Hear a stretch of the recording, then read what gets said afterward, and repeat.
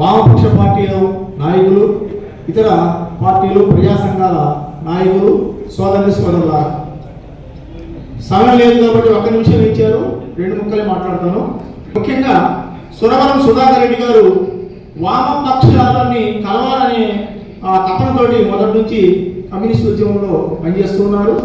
ఎందుకంటే మా MCPIU party వ్యవస్థాపకులు మద్దికాయల ఓంకార్ గారు మా పార్టీ కార్యకర్తల్ని మరి అరెస్ట్ చేసి జైలు పెట్టినప్పుడు ఎంపీగా ఉన్న సురవరం సుధాకర్ రెడ్డి గారు మరి ప్రత్యేకంగా జైలుకి వచ్చి వారిని వెంటనే విడుదల చేయండి, ప్రజా సమస్యల మీద కమ్యూనిస్టులు పనిచేస్తే మీరు ఎట్లా అరెస్ట్ చేస్తారని చెప్పి వారితోటి మాట్లాడి ఆ రకంగా మరి కమ్యూనిస్టులకు ఉద్యమాలకు ఎంతో ప్రోత్సాహాన్ని అందించిన వ్యక్తి కామ్రేడ్ సురవరం సుధాకర్ రెడ్డి గారు.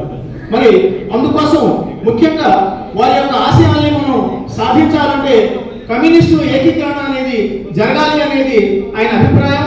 అదే పద్ధతుల్లో కమ్యూనిస్టులు అందరూ కలిసి మరి ఉద్యమాల్లో పాల్గొని అదేవిధంగా కమ్యూనిస్ట్ ఉద్యమాన్ని ముందుకు తీసుకెళ్లవలసిన అవసరం ఎంతైనా ఉంది.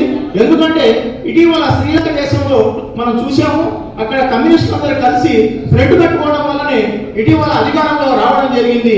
కాబట్టి భారతదేశంలో కూడా కమ్యూనిస్టులు మొత్తం కలవాలి, ఫ్రంట్ కట్టుకొని బూర్జువా పార్టీలతో కాకుండా కమ్యూనిస్టుల ఫ్రంట్ తోటి ముందుకెళ్లాలనేది మా ఎంసీపీఐయు పార్టీ వాదన సిద్ధాంతం. అదే పద్ధతుల్లో ఉండాలనేది మేము కోరుకుంటున్నాము.